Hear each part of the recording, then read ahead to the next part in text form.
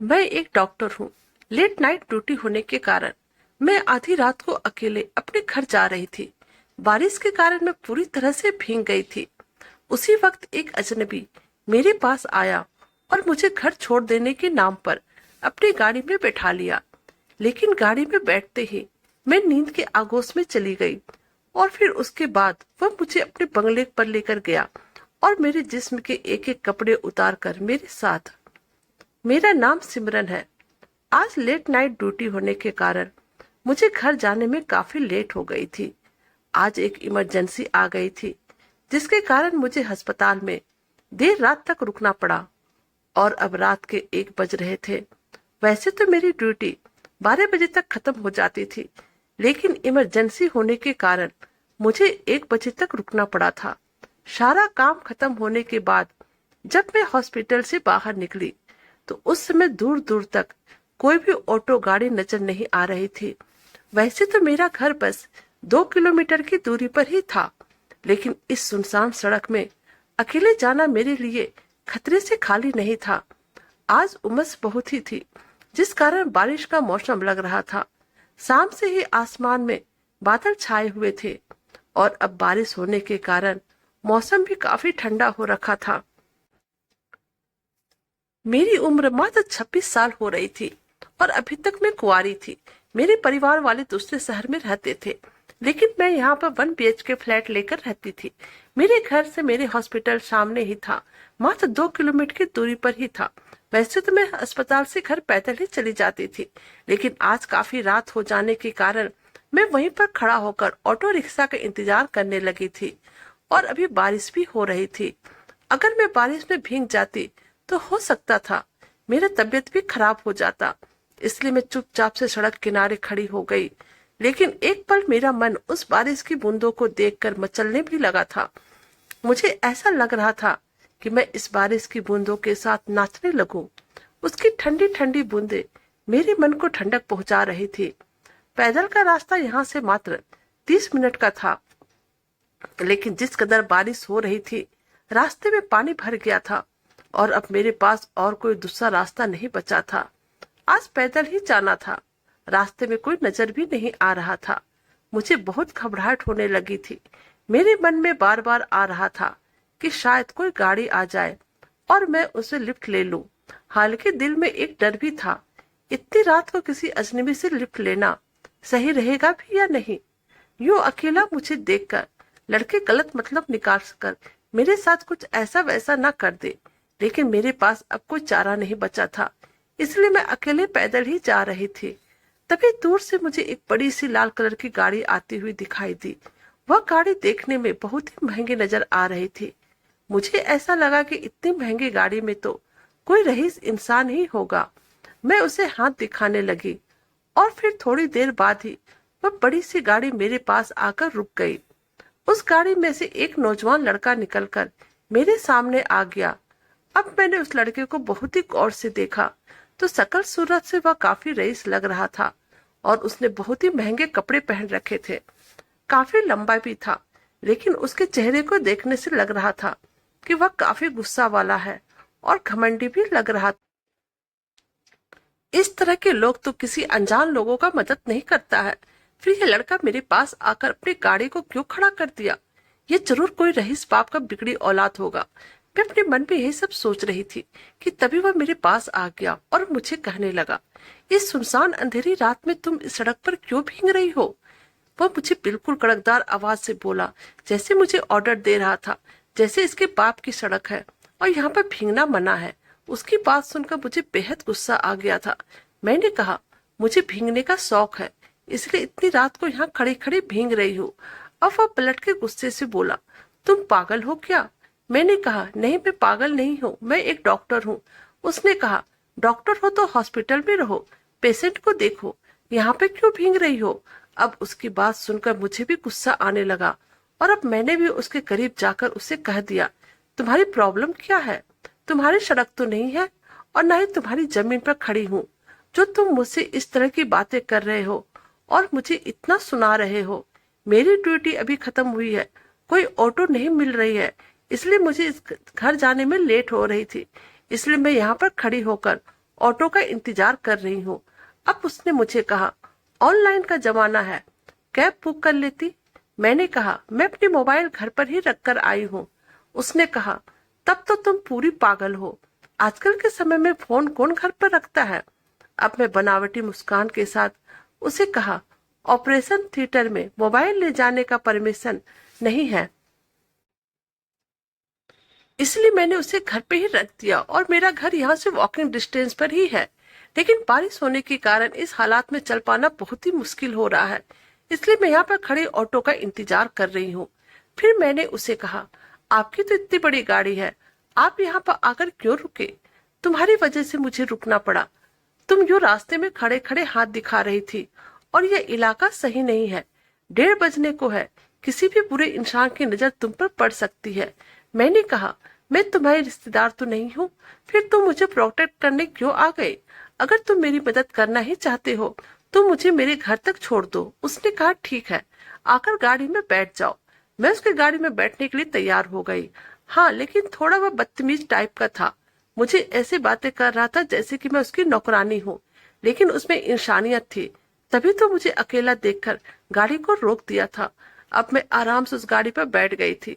आज सुबह से मैं इतनी थक गई थी, मुझे गाड़ी में बैठते ही नींद आ गई और मैं नींद में इस कदर बेहोश हो गई कि काफी देर बाद मेरी नींद खुली। और फिर जैसे ही मेरी नींद खुली, मैं अचानक से उठकर बैठ गई और ये सोचने लगी कि मैं कहाँ आ गई। कहीं उस लड़के ने मुझे किडनैप तो नहीं कर लिया। यह तो मेरा घर नहीं है। अब मैं डर के मारे चीखने चिल्लाने लगी। मैंने देखा तो मेरे जिस्म पर मेरे कपड़े नहीं थे। मैं बचाव बचाव करके चिल्लाने लगी कि तभी वो लड़का दौड़ते हुए मेरे पास आ गया और कहने लगा, क्या हुआ, कोई बुरा सपना देख लिया क्या। उसने तुरंत मुझे पानी दे दिया और मुझे बोला, पहले तुम पानी पी लो, उसके बाद मैं डॉक्टर को बुला देता हूँ। मैं उसकी तरफ देखने लगी और अब मैंने उसे कहा, मैं खुद भी एक डॉक्टर हूँ, मुझे डॉक्टर की जरूरत नहीं है। वह मुझे कहने लगा, तुम क्या हो, इससे मुझे कुछ फर्क नहीं पड़ता है, अगर तुम्हें मदद की जरूरत है तो मुझे बताओ। मैंने कहा, तुम मुझे यहाँ पर लेकर क्यों आ गए, मुझे लग रहा है कि तुम मुझे किडनैप करके लाए हो। उसने कहा, पागल लड़की, सच में तुम्हारा दिमाग खराब हो गया है, मैं तुम्हारा किडनैप क्यों करूंगा। मैं तुम्हें अपने घर लेकर आया हूँ क्योंकि तुम गाड़ी में सो गई थी और मुझे तुम्हारे घर का पता मालूम नहीं था। मैंने तुम्हें बहुत आवाज भी लगाया कि अपने घर का एड्रेस बताओ, लेकिन तुम इतने प्यार से सो रही थी कि मैं तुम्हें जगाना ठीक नहीं समझा। मुझे एहसास हो गया था कि काम की वजह से तुम बहुत थक गई होगी, इसलिए तुम्हें मैं अपने बंगले में लेकर आ गया। अब मैं उसके करीब चली गई, बिल्कुल करीब, इतने करीब कि हम दोनों की सांसें एक हो गई थी। अब मैंने उसकी कॉलर पकड़ लिया और उसे कहने लगी, मेरे कपड़े किसने बदले। उसने मुझे कहा, तुम बहुत ही बुरी तरह से भीग गई थी और अगर तुम उस भीगे कपड़े में कुछ देर और रह जाती तो तुम्हारी तबीयत खराब हो सकती थी। मुझे नहीं पता था कि तुम कितनी देर तक सोती रहोगी, इसलिए मैंने ही तुम्हारे कपड़े बदल दिए। उसकी बात सुनकर मुझे बहुत ही गुस्सा आने लगा। मैंने उससे कहा, मैं एक लड़की हूँ और तुम एक अनजाना मर्द हो, तुम मेरे कपड़े कैसे बदल सकते हो। तुमने तो मेरे सब कुछ, कहकर मैं उसे गुस्से से घूरने लगी। अब उसने कहा, तुम इतनी खूबसूरत लग रही थी कि मैं अपनी आंखें बंद न कर सका, और हाँ, मैंने तुम्हारा सब कुछ देख लिया। मैंने उसे कहा, तुमने मेरे साथ क्या क्या किया, मुझे सच सच बताओ। वह कहने लगा, अब तक तो मैंने अपने जज्बात पर काबू करके रखा था, लेकिन अगर तुम इस तरह मुझसे चिपकी रहोगी तो शायद मैं खुद पर काबू न रख पाऊंगा। उसकी बात सुनकर मैं उससे बिल्कुल अलग न हुई और अब मैं उसे बड़ी गौर से उसके रंग रूप को देखने लगी। जाने मुझे क्या हो गया था, उसे देखकर मैं पिघलने लगी थी। मेरी अपनी भी जरूरत थी और इतना हैंडसम सा लड़का आज मेरे पास था। एक अनजाना मर्द के करीब होने का एहसास मेरे जिस्म को पिघला रही थी।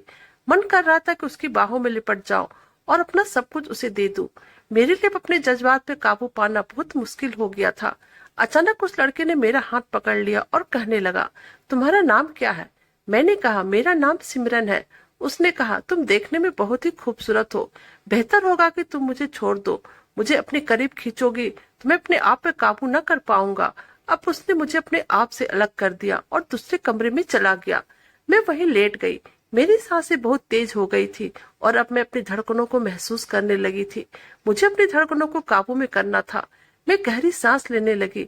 जाने वह अजनबी एक पल के लिए मुझे क्यों इतना अच्छा लगने लगा था। वह कमजोर पल था जो अभी जा चुका था। जाने इसका क्या नाम है। वह काफी समझदार लड़का था, तभी तो उसने रात में मुझसे दूरी बना ली थी। अब मैं पूरी रात सोती रही।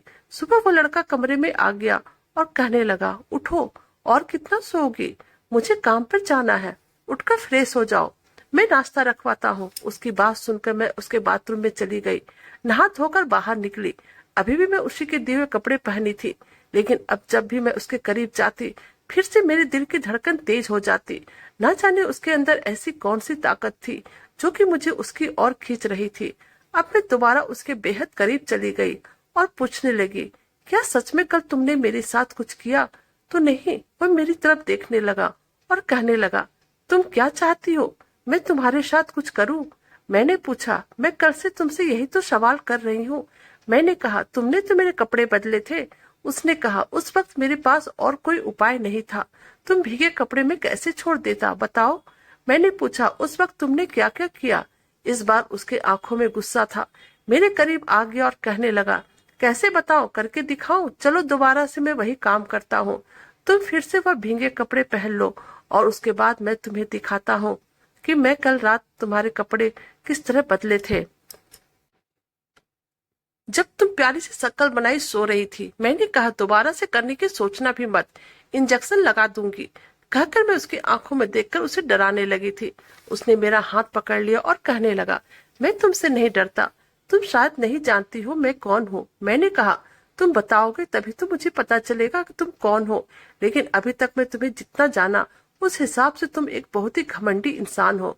उसने कहा, मुझे घमंडी अकड़ू मत कहो, मुझ में ही तुम कल रात को लिपटी हुई थी। मैंने कहा, तुम खुद भी रात में आए थे, खूबसूरत लड़की देखी नहीं कि उसके पीछे पीछे आ गए। वह कहने लगा, तुम अपने आप को कोई खूबसूरत परी समझती हो क्या, तुम्हें नहीं पता है मेरे पीछे खूबसूरत लड़कियों की लाइन लगी रहती है। मेरा नाम राज है और मैं बहुत ही रईस इंसान हूँ।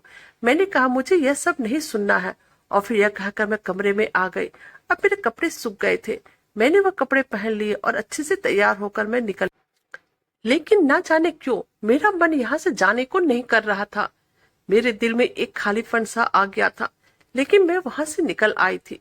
मैंने कहा, अब मैं चलती हूँ, मेरी शाम को ड्यूटी है, तुम्हें तो शायद ऑफिस जाना होगा। उसने कहा, रुको, मैं तुम्हें तुम्हारे घर तक ड्रॉप कर देता हूँ। वह मेरे साथ निकलने लगा और जैसे ही मैं उसकी गाड़ी में बैठी, सोचने लगी, कल तो बैठते ही मैं सो गई थी। अगर मैं ना सोई होती तो मुझे इस तरह राज के पास आने का मौका नहीं मिलता। इस बार उसने मुझे मेरे घर का एड्रेस पूछा। मैंने उसे बता दिया। वो उधर जाने लगा था कि अचानक उसके पास किसी की कॉल आ गई और फोन उठाते ही वह काफी परेशान हो गया। मुझसे कहने लगा, सिमरन, मैं तुम्हें अभी तुम्हारे घर पे नहीं छोड़ सकता हूँ, तुम्हें मेरे साथ चलना पड़ेगा। मैं उसकी ओर देखने लगी तो वह कहने लगा, मेरी माँ बीमार हो गई है, हमने डॉक्टर तो बुलाया है, परंतु तुम भी चलो और चलकर मेरी माँ को देखो, अगर तुम सच में डॉक्टर हो तब, वरना तुम्हारा कोई काम नहीं है। क्योंकि क्या पता मुझ जैसे स्मार्ट लड़के को देखकर कहीं तुमने अपनी झूठी प्रोफेशन बता दी हो। मैंने उससे कहा, मैं झूठ क्यों बोलूंगी, मैं सच में एक जूनियर डॉक्टर हूँ और अस्पताल में काम करती हूँ। अब मैं उसके साथ उसके घर पर आ गई थी। इस बड़े से बंगले में शायद उसके माता पिता रहते थे। हम लोगों को पहुंचने से पहले ही एक डॉक्टर ने आकर उसकी माँ का चेकअप किया था। राज को मेरे साथ देखकर उसकी माँ उसे देखने लगी और पूछने लगी, बेटा यह कौन है। राज ने मेरा नाम सिमरन बताया और कहा, यह मेरी दोस्त है और डॉक्टर है, मैंने इसे भी तुम्हारे चेकअप के लिए बुलाया है। अब उसकी माँ मेरी तरफ देखकर मुस्कुराने लगी और कहने लगी, तुम्हारी दोस्त तो बहुत सुंदर है। उस डॉक्टर ने राज की माँ को अच्छी तरह से देखा था। वो सीनियर डॉक्टर थे। डॉक्टर ने उनकी माँ को दवाइयां लिखने के साथ साथ मुझे भी समझा दिया था। अब इस बार राज मुझे कहने लगा, आज तो मेरी माँ के साथ रुक जाओ। मैंने कहा, मेरी इवनिंग शिफ्ट है, मुझे हॉस्पिटल जाना ही होगा, वह छुट्टी नहीं ले सकती, मेरी जिम्मेदारी है, लेकिन तुम कहो तो शाम तक किसी नर्स का अरेंजमेंट करवा दूंगी, वह यहाँ आ जाएगी। वह कुछ नहीं बोला और आज राज भी अपने माँ के साथ रुक गया था। उसकी माँ को डिहाइड्रेशन हो गया था, उनका पेट खराब चल रहा था। मैं पल पल उन पर नजर बनाए हुए रखी थी। मैं दिन भर उसकी माँ के साथ ही रही और फिर शाम के समय मैंने एक नर्स का इंतजाम कर दिया और अब मैं वापस हॉस्पिटल अपनी ड्यूटी करने के लिए आ गई थी। लेकिन यहाँ पर आने के बाद भी आज मेरा मन काम करने में नहीं लग रहा था। मैं बार बार राज के बारे में सोच रही थी। हर वक्त उसी का ख्याल आ रहा था। आज रात फिर 12 बजे मेरी शिफ्ट खत्म हो गई थी और फिर मैं अस्पताल से निकलकर ऑटो पकड़कर घर जाने के बारे में सोच रही थी। लेकिन उसी वक्त एक कार आकर मेरे सामने रुकी। देखते ही मैं समझ गई कि राज की कार है। मैं उसकी कार पर बैठ गई और उससे कहा, मुझे मेरे घर ड्रॉप कर दो। लेकिन राज मुझे मेरे घर की तरफ न ले जाकर दूसरे रास्ते की ओर गाड़ी ले जाने लगा। मैंने उससे कहा, तुम मुझे कहाँ ले जा रहे हो? तो वो मुझे कहने लगा, घबराओ मत, मैं तुम्हें किडनैप नहीं कर रहा हूँ, अपनी माँ के पास ले जा रहा हूँ। आज रात तुम वहीं सो जाना, क्योंकि मेरी माँ की तबीयत अभी पूरी तरह से ठीक नहीं हुई है। पहले से थोड़ी ठीक है, लेकिन अभी भी पूरी तरह से ठीक नहीं है। मैं कुछ ना बोली, क्योंकि मुझे उसका साथ अच्छा लगने लगा था। मैं मन ही मन उसे चाहने लगी थी, लेकिन मैं यह नहीं जानती थी कि मुझे यह ख्याल अपने दिल में नहीं लाना चाहिए, क्योंकि मैं एक गरीब लड़की हूँ। मैंने स्कॉलरशिप के जरिए पढ़ाई करके डॉक्टर की डिग्री ली है और उस पर भी मैं अभी जूनियर डॉक्टर हूँ। अभी तो मेरी प्रैक्टिस ही चल रही है और वह एक करोड़पति बिजनेसमैन है। हमारे बीच में तो कोई मेल ही नहीं है। फिर भी मेरे दिल में बस उसी का ख्याल आता था। एक रात में मेरा अपना कैसे हो गया था, मैं समझ नहीं पाई थी। अपना घर लाकर मुझे कमरे में ले आया और कहा, आज इसी कमरे में रेस्ट कर लो, सुबह माँ के रूम में चली जाना। रात के लिए मैंने नर्स रखी है।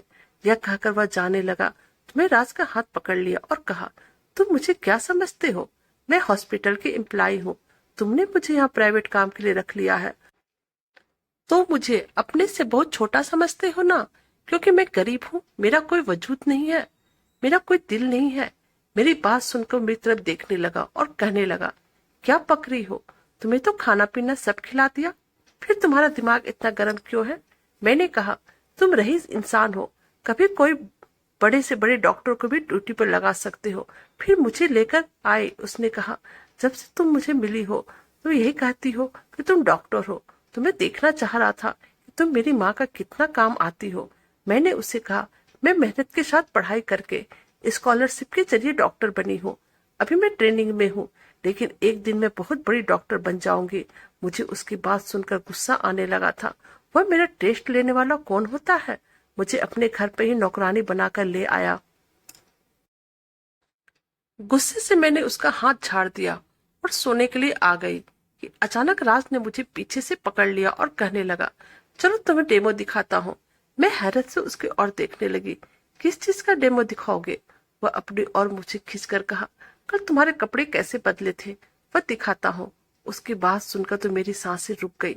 मेरे दिल की धड़कनें अचानक ही बढ़ने लगी।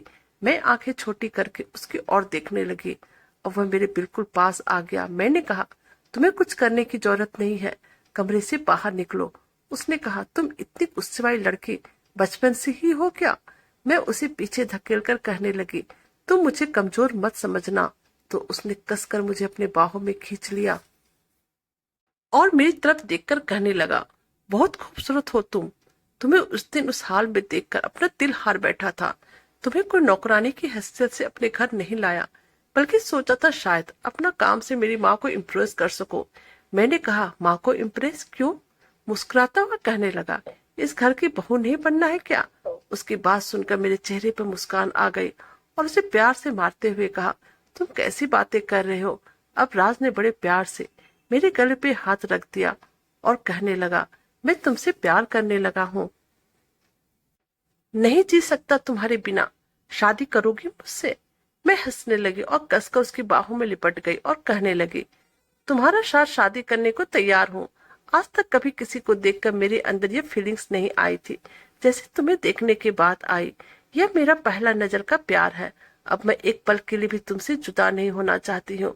और अब दूसरे दिन ही मैं अपने घर से उसके घर में शिफ्ट हो गई थी, अपनी मोहब्बत को एक रिश्ते में बांधने के लिए। दोस्तों, कहानी अच्छी लगे तो प्लीज लाइक करें, सब्सक्राइब करें और शेयर करें। Thank you.